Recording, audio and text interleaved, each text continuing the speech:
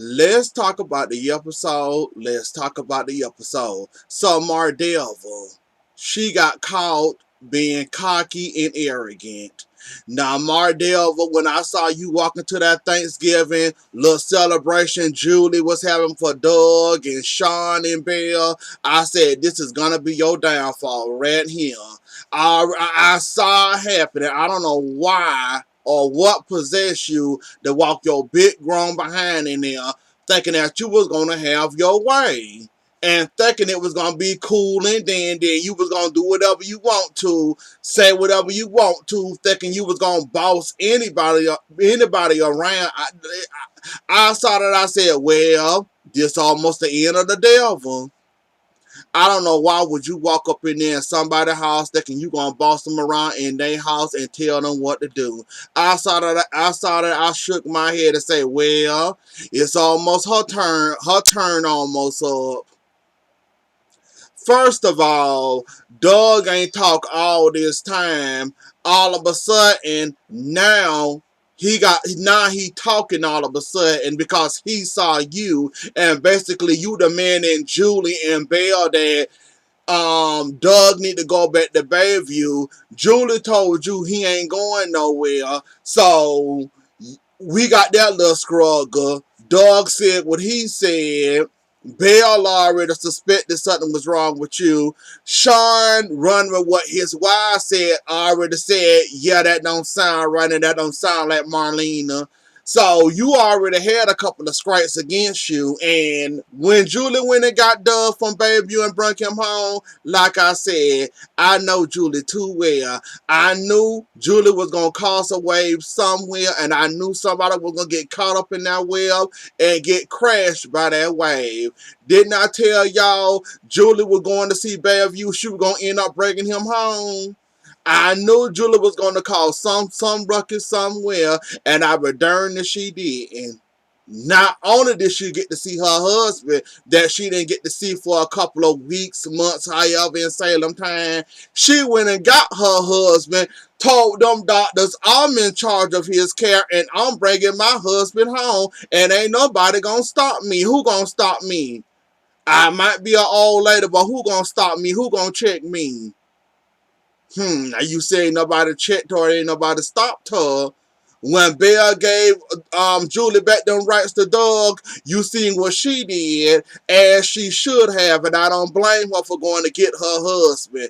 Then when they come home and the medication they had got on some tranquilizers, Julie said, yeah, this ain't right. My husband ain't talking. He basically a vegetable. He looking at us. He can't talk. But somehow he found his voice in the face the devil head on. But he couldn't find his voice when Julie was talking to him. Kayla was checking up on him to make sure he was fine and all right. He wouldn't talk to nobody but the devil. So somehow I guess the devil gave him back his tongue. And all of a sudden he found his words and said, you the devil. So yeah, from there it went down here. Devil, I don't know what you was expecting to get out of that. I don't know what you was thinking. I don't know how or what you was calling yourself going to do, walking in there alone, facing a whole family and a wife that haven't seen her husband in weeks, months, going along, and you thought you was gonna run that how? And Julie, you scared the devil out of me. Now y'all know Mar Devil ain't nothing to play with. She got some supernatural super screen somewhere inside of her veins, her whatever she got, and just like she threw Sean over that table, I for sure thought Julie was going to go flying right behind him. I said, "Oh Lord!" Now I done told them to leave the old people alone, leave the senior citizens alone. We love the old people, leave them alone. She already done buzzed Julie upside the head. She already done beat up Doug. She already done got him in, babe. You taking God knows what for he can't talk and he come home as a vegetable. I just knew things was gonna get worse with Julie and Doug. When Sean went flying over that table, I said, "Oh Lord, now she back picking at the people.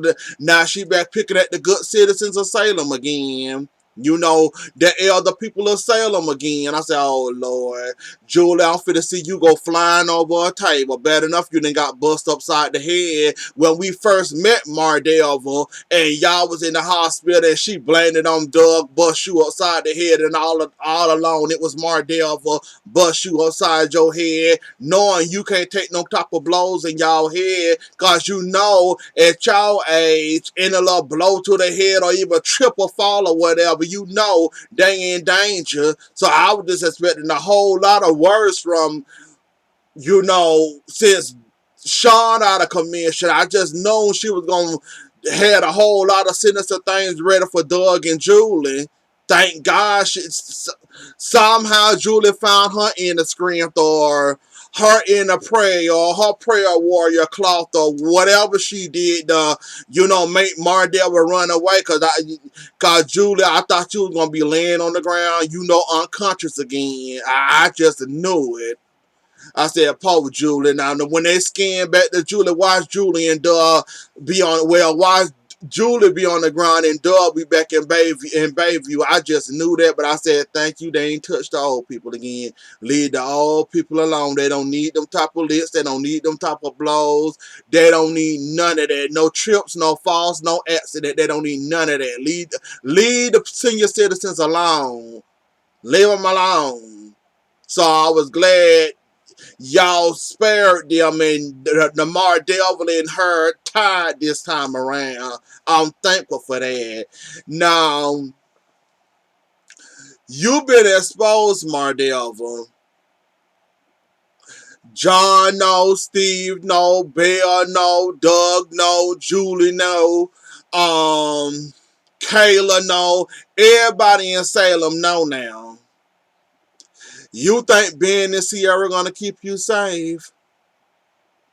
And I like that little trick how you tried to, as you posed that John at the door, beating down the door, calling Marlena all types of bees. I like how you did that. Whether you knew it or not, you shot yourself in the foot. Because anybody that know anything about an abuser, they not going to give up that easily. That little stunt you pulled at that door, calling Marlena the B word and beating on the door. So what all of a sudden he stopped? And how y'all managed to get to the cabins, or I forgot what it's called. It had been so long. The cabin so long, the Horton, I forgot what it was called. How y'all managed to get there without the abuser coming running behind Marlena? You have to ask yourself these questions. If John really want to hurt or harm Marlena, he bit on the dog, called her those words. That was all Sierra needed to hear, and she was cool with the situation. Okay, fine. But a real abuser, they would have camped outside that door all day and all night. And as soon as that door would have been open, they would have got up in there. Or better yet, they would have charged the door down, kicked the door down, whatever they had to do to get to the person they're abusing. So I like the way you played that, Mardeva, but that's not gonna work. Like you really think you so smart, but you didn't overplayed your hands, and I'm just counting the time, counting the weeks and the days till your time is up. I hope you don't feel too safe around Ben and Sierra. And that innocent man that just came walking into the cabin all of a sudden, talking about he an angel and he ain't gonna let you do what you got planned for being a Sierra. But yeah, you ain't gonna get away with it. It's only a matter of time before they track you down. So enjoy your time while you still got time on this. Enjoy your time while you still taking over Marlena body, cause it's only a matter of time. Just enjoy yourself. Now, Kristen, this is one of the reasons why I don't have an ounce, a sip, or a drizzle of sympathy for you at all. Most people will realize they caught and take responsibility own up to their stuff, whether it's prison time or whatever, they gonna own up to it. You, however, you refuse to be in prison. You refuse to be you refuse all that. It's just like you can go around doing whatever you want to. And oh, prison, I ain't going to prison. I'm too good for prison. Forget all that. See, you got that demerit trait I don't like. You can go around doing whatever you want to, skipping and dealing down and all around town and all this. Once they catch you, you the first person to run out of town, sitting up there all scared and mad. But yeah, Kristen, you is a total hypocrite. How you manage to do all this stuff and then you think, oh, I done did all this, my damage is done, now I can get away. Besides you taking your stuff like a woman and, taking the consequences to your actions, you already act like a spoiled brat and come to blackmailing people. And Ava, I expected this out of Gwen to be blackmailed by Kristen, but Ava, you is I'ma use my words wisely when it come to you. I thought you were smarter than that. I don't know why would y'all succumb to Kristen blackmail. Do your worst. That's what I had the words for her. Do your worst and try your worst. I don't care that you gonna tell Rafe on me. So Rafe got his own problems to worry about, like how he slept with Nicole, but you worried about Kristen telling on you. You don't know about it yet, but you're gonna find out. I would have rather took my chances than her telling Rafe. Like, how you let her blackmail you and getting you in more trouble? Like I said, I expect this out of Gwen because she's the easy target, but you, Miss Marbles, you gonna let her blackmail you with something that stupid and petty? Now, Ava, I know you was a.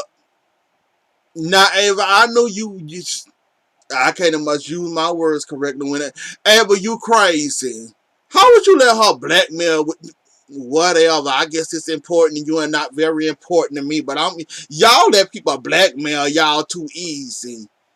Tell, I don't care. Do your words. Hey, y'all, that's one thing I hate about the soap opera. That's another one of them pet peeves I hate about the soap opera. When it comes to blackmail, dust that mess off your shoulders.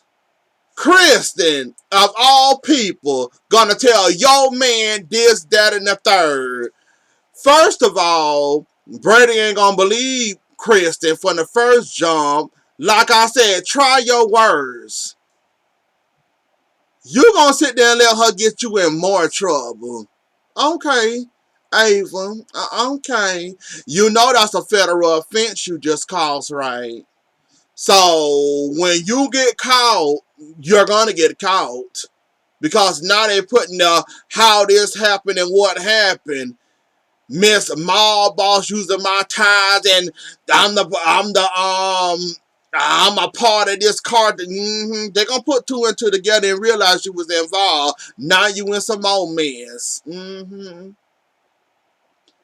Miss Brutality Crime Mob or whatever you is, or using your mob ties. You done got yourself in more trouble by being foolish, listening to Kristen, letting Kristen blackmail you. Now, I will understand Gwen's situation. I actually have a little sympathy for her because she happened to fall in love with the wrong man and happened to, happened to got busy and got interested in the wrong man, even though they started off as sworn enemies. I understand her, and I kind of got a soft spot for her, a little picture soft spot for her, because she dated the wrong man at the wrong time for the wrong reasons. Xander thinking he a single man, and he really not single. You single, he charmed you somehow.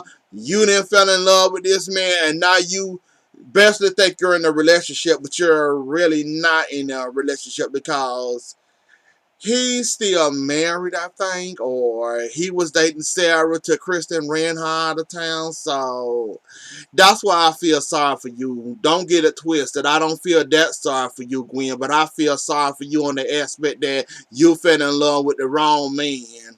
And basically, it's going to come back to backfire on you, trusting and, loving this man all this time, and he ain't single. So that's why I feel sorry for you. But yeah, other than that, I don't get it. But okay.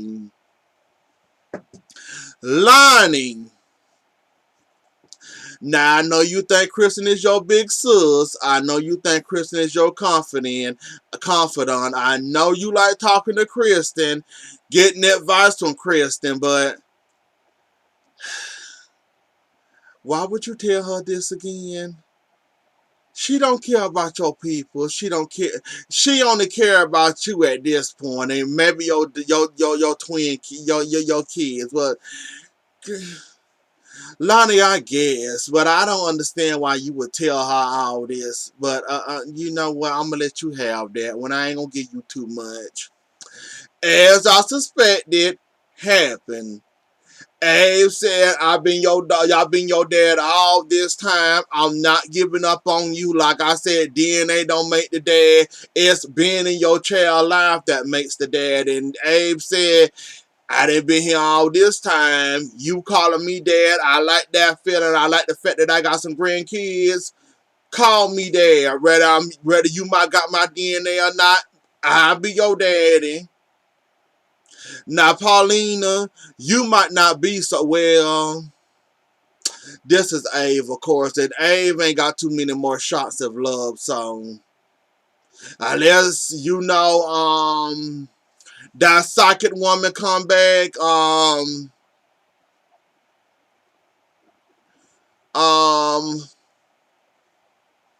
that psychic woman, um, Celeste, unless Celeste come back, or when he mad at Paulina's sister, so that won't work. Unless the one that went to Baltimore, or that one. The one that played on Soul Foolish, she come back. The one that left for her job, she didn't want to stay with Abe. She left for her job. That one come back. Abe ain't got too many chances at love, so he gonna forgive you on Paulina. Unfortunately, he talking about time. That man still turn into a puddle of water when he see you. That man still love you. Like he said, he can't turn his feelings off for you, and he's not gonna turn his feelings. He gonna end up taking you back. I don't know why he would take you back. I'd rather be single and alone and be happy with my daughter and my grandchildren over a liar that didn't lie to me twice and told another major lie on me that Lonnie ain't rid of my daughter. But like I said, Abe ain't got too many more chances at love. There's not no new faces or no old faces coming back to Abe, not that I know of, or I haven't seen the comings and going yet. So he gonna end up forgiving you. Watch. He gonna end up forgiving you. So you're having back. You're having back. Susan, I understand your sacrifice and I appreciate your sacrifice. Like you said, you couldn't do it to John. That's Dr. Marlena Evans' man. You couldn't do it to her, so you'll sacrifice your own self. That's a great sacrifice and a great sacrifice, and you did it for the cause. So I understand. For a minute there, I thought you stabbed John, but we see you stabbed yourself. You just stabbed yourself in a smart way, not a fatal way. So we appreciate the cause, and we know you love John and Marlena. So, um, um, I see you took the bullet and you decided to eat it. So good cause. You did good because you did good, and for the situation, it would have been had to be me or him, and I know you love John and Marlena to death, so I see why you did what you had to do. So I ain't gonna give you too much, and here come the Zelda and Sarah timeline again. Basically, we back to the countdown of Sarah coming back. Xander basically had to learn that you thought I saved you from Sarah. I didn't do none of that. That was Kristen, the one that was playing as me. When did this happen? Yeah, I don't remember that. I was in Statesville. So Kristen was taking over me, and she the one broke you and Sarah up, not me. So that's why he wanted to go talk to Kristen. And Kristen was about to tell till Gwen came walking in there and basically shut Kristen up. So, Xander, you gonna get your wish. I'm gonna get mine. Well, it ain't really no wish. You know, it's more like a curse to me, but I'm gonna have to suck it up when she come back. So Xana for the sooner or later for to go chasing behind Polly Pocket and go find her. So maybe next week we'll have Polly back. Or maybe not. I might get lucky. But other than that, EJ and Tony and Anna. Now, EJ, that conversation you was having with Anna and Tony, you sounded foolish and crazy as I don't know what. Just like what Anna was trying to tell you. Just cause I want to play as Marlene and you supposed to be John, why would I be having sex with you in a movie? You know they really don't be having sex in a movie. Just like y'all don't be having sex on the soap operas. So she had to check you and tell you that, and you weren't about is Tony gonna be jealous of Anna spending that time and you calling yourself seducing her when y'all just acting and playing around. You really think highly of yourself, don't you, EJ? Now I know you're a charmer. We know you can get any woman you want when you want her, but don't everybody want you, EJ? I'm a fan. I'm a hardcore fan of you, but don't nobody want you like that, EJ. Especially not Anna. She know who her man is, and she'll go crazy over her man. Do y'all not remember her target practice? So yeah, ain't nobody worrying about none of that. So you thinking that you sure you want this raw with me calling myself seducing you and we having sex and EJ, calm down. Just calm down. And then we got Sammy finally tried to rescue herself again. The man kind of took it easily. I guess the man feels sorry for Sammy, I'm guessing. And they had that talk, that conversation. And then he came and brought her food. And that's when she busted him upside the head with the tray. And then called Allie. Then she called Allen and Lucas grabbed the phone and basically asked, did you have another phone? And the man had to burn the phone on him and basically they got their location. And please don't tell me Lucas would be the one trying to save it. We don't need Lucas on no. We don't need Lucas acting like he a super. I done told y'all to leave Lucas in the superhero outfits alone.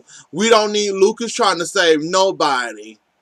He came to must save his mama from getting on his tail about his love life. Now, how we gonna depend on Lucas to try to save Sammy? Sammy ain't doing too bad by herself, but we gonna depend on Lucas to try to save Sammy. And his biggest nemesis, his kryptonite is his mama playing and interfering in his love life, and that's what we supposed to believe in superhero Lucas back here. Can we leave Lucas where he at and find somebody else? I'm just saying. Cause Lucas kind of must save himself when his mama jumping on his back when it come to his. Yeah, we need to leave Lucas where he at and let's just forget about that one because that ain't gonna work out. Chloe, I know you like keeping this secret about Nicole and Rafe having sex. You either gonna have to tell it or calm down your control freak, psycho boyfriend you dating with the crazy temper at this point.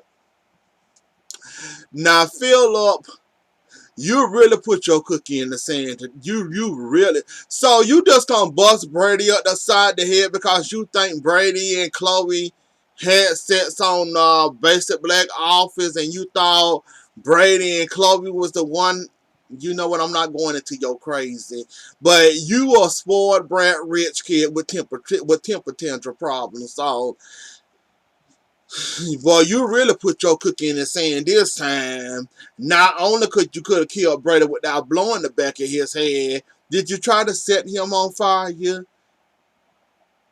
And then you called yourself planting evidence, pretending like Brady the one snatched that tree out the ground when we know it was your crazy behind.